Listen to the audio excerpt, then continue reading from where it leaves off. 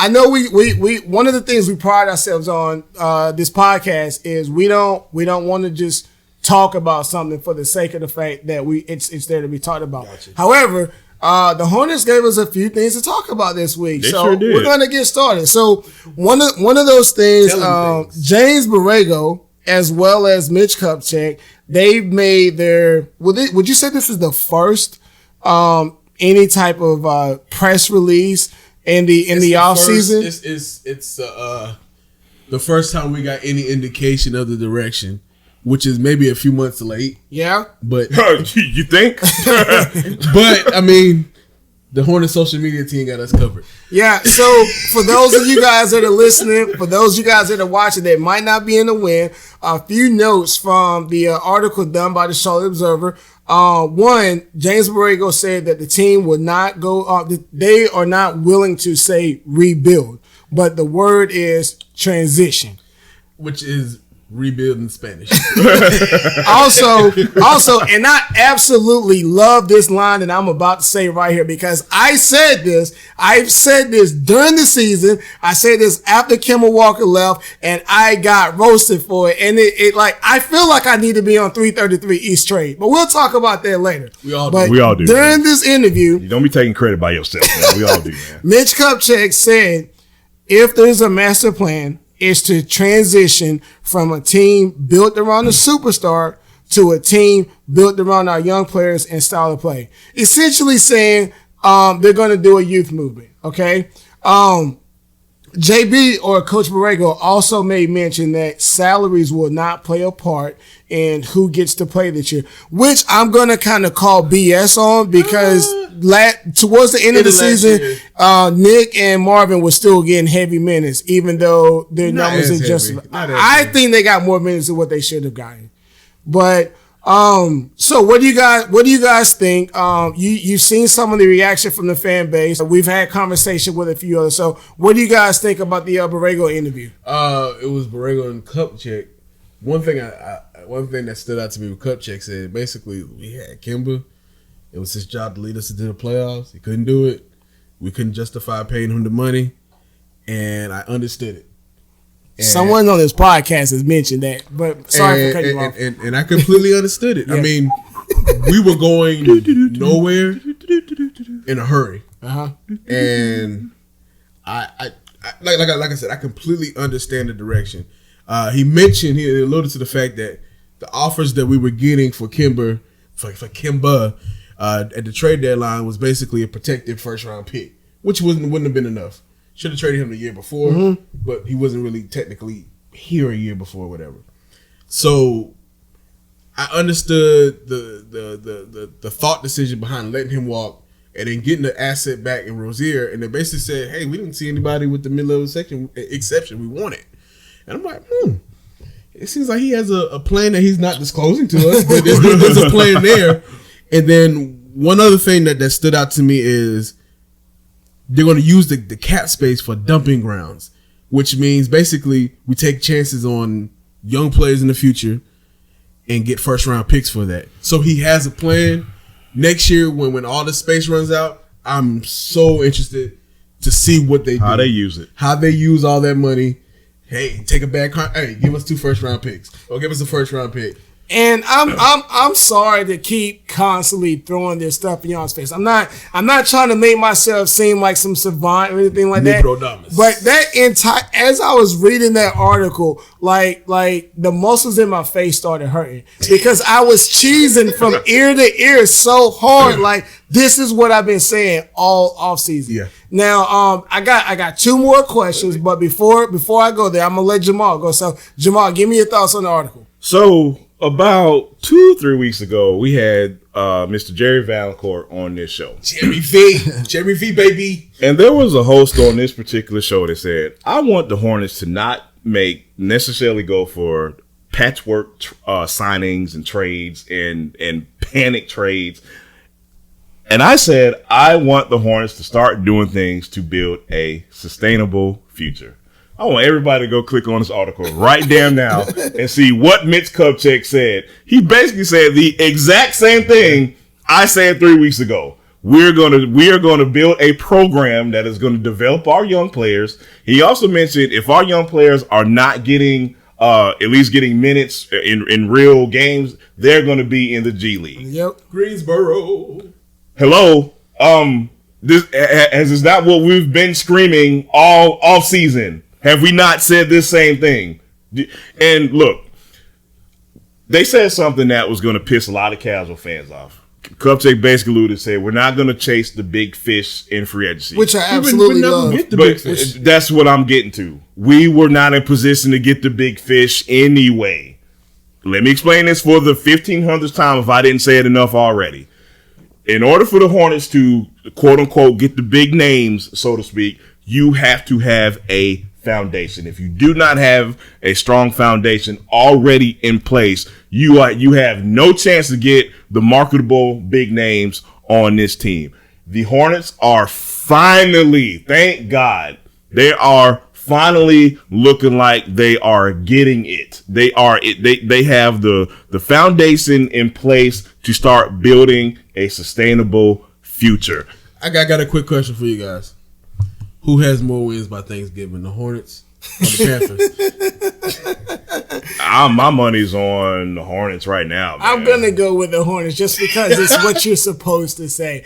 The fact that that's a question is that shows how depressing it is to be a Charlotte sports fan. Hey, man, there's a black cat running around trading Mitch. I swear, man. Now, in the same article, there was a statement made. I can't remember if Borrego made it or Mitch made it, so maybe you guys can correct me. I'm not exactly sure if I make this statement. I think I keep this to myself, but I'm going to put it out there and I'm going to let you guys run with it, okay? So, Jamal, how did you feel about when they said that the team was shocked? No, the word was blindsided. The team was blindsided by Kemba Walker making the All-Star team. No, it was the All-NBA. Oh, was it All-NBA? All-NBA. Okay, team. So how would you feel? Because as it relates to Supermax. Yeah, contract. Exactly. Now, and again, I am sorry. I didn't mean to cut you off. No. However, when the negotiations were going on, I specifically remember saying that, like, I think they were surprised by doing so because it increased what they could possibly pay him, which made that gap a lot bigger when they offered what they did offer. No, you're spot on because actually you and Rodney both said the same thing. Like, they probably didn't really want that to happen, which is sad, but it's the truth, man. And but would you have made that statement? I wouldn't have made that statement because it's a bad look. It looks bad when your general manager say, "Oh man, we were surprised that he's better than what he is." Like, there's some things that are just better left unsaid. But I'm gonna say this again, man.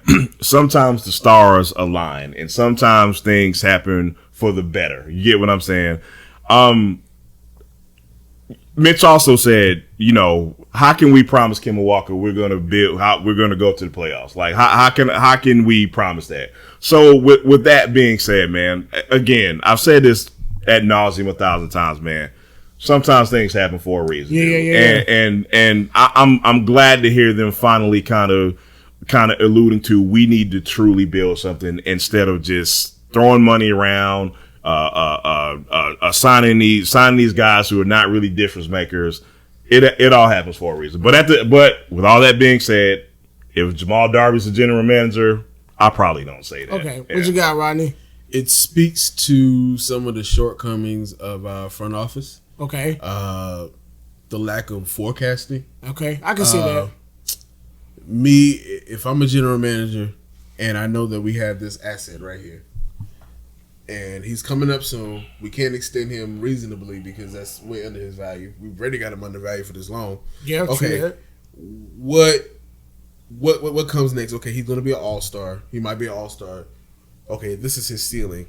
Okay, so if he makes it, so his max is 190. Okay, so somehow he makes the super max is 220 or 250, whatever it is. And so you had to have that planned out. Okay, we're going to do this, and this, and this to get this, and this, and this. Or if he makes this, we need to pivot to do this, and this, and this. And so maybe it's that Mitch wasn't here that long. And it also speaks to one of his a flaw and a strength. He can be brutally honest to the point where it's like, you shouldn't have said that. You should have said that. And so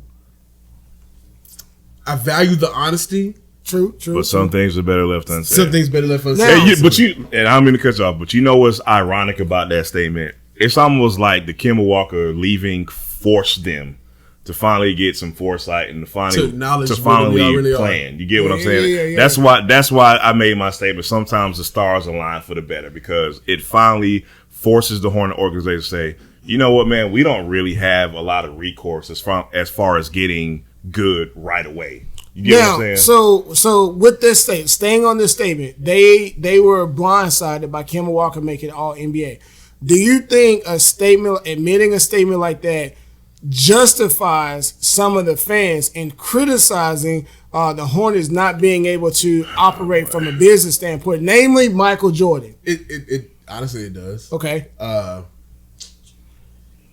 Like I said, like if it was a different type of front office, they would have basically had things planned out a little better. Like if Kemba was averaging 25, 26 points a game in January, you're like, oh man, he was voted an all-star starter. This is a legit possibility. Yeah. Like I understand if you recognized it late, but you still recognized it. Oh, we need to pivot, or man, we probably need to pull the trigger on one of these trades to get a valuable young asset or something like that. But I mean, what's done is done, honestly, and fans bitching and complaining at this point isn't helping the cause. It's par for the course anyway. It wouldn't have mattered. It wouldn't honestly matter. But honestly, I think they heard the cries of the fans. Not the cries, but they heard a lot of the stuff. And to be honest with you, I think they're out of touch with a lot of stuff. The social media team, the front office, and everything like that. I just think that they operate with an old school mentality. I'll agree with that. And social media has given people more access into things, like it allows for organizations to have more transparency. You can have less transparency when you're winning, but if you're putting a bad product out there, we want to know why. What's your plan? I disagree with that slightly. Here's why. Because let's rewind 2 seasons ago when there were rumors of Kemba Walker being traded to the Cleveland Cavaliers and Cleveland was offering us picks and stuff.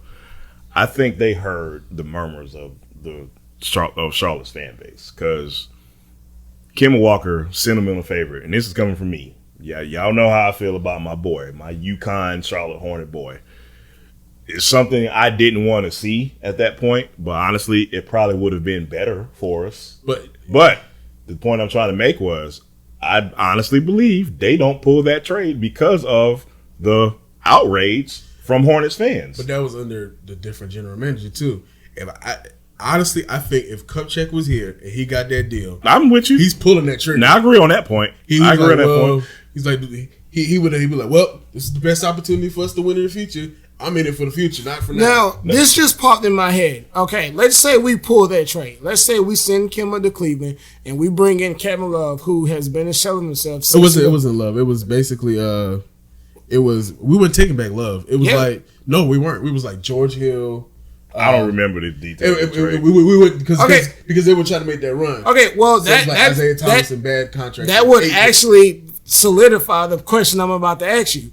If we trade Kemba away to Cleveland, who wasn't doing anything, and we take Hill and all those guys, would that have validated Steven Jackson's criticism from a month ago when he was here with the Big Three tournament? No. Don't think so? A strong no. Because we would have taken our franchise player, the best player we've had since basketball has came back to Charlotte. But in the long run, he would have been put in a better position because he was going to the Cleveland Cavaliers team that eventually went to the finals. So, and he would have had at least 1 year max with them left.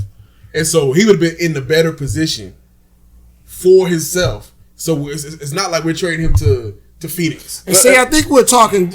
I think the reason we were confused earlier is because we were talking different trade scenarios. Because even after LeBron James left, there was still trade scenario rumors that following season. Right. But let me answer your Steven Jackson question. Let me say this again. A very strong, absolutely hell no. I love what Steven Jackson brought to us, except for the time he shot the ball with 19 seconds left on the doggone shot clock. Anyway, but as far as his statements go, Steven Jackson has been in the league a long time. He knows it's a business at the end of the day. I don't see why he took that so personal, even with his personal situation as it related to Kemba Walker. You get what I'm saying? Tell you why I think he took it personal. Why? Because basically, to him, he thought the team was good enough to compete. And Jordan was like, "Nah, man, y'all ceiling is a 7 seed."